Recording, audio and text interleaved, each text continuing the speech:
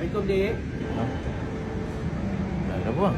Ya, Waalaikumsalam. Abang nak tanya adik ni, dekat sini mana ada jual makanan murah-murah? Abang dah pusing merata dalam sini. Memang cuba cari, tak jumpa makanan yang murah. Abang RM5 je, Dik, untuk belanja hari ni. RM5. Sini pavilion mana ada barang makan RM5 bang. Macam tempat ni. Oh, ya ke, Dik? Allah. Sini. Minta maaf ya bang Tak apa, Dik, Terima kasih, Dik, Sama. Assalamualaikum. Waalaikumsalam.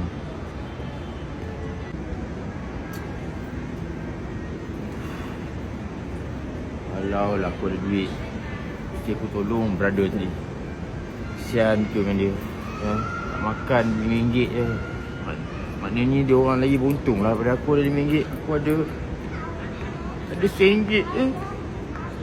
Itu pun duit dah macam ni, duit macam ni orang tak nak. Duit macam ni.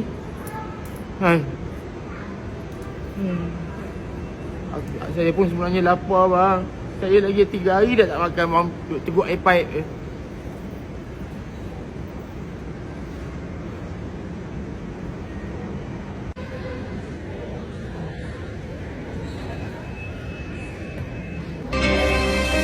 Berbumbungkan angkasa ke laut, lantainya bumi retak sedia.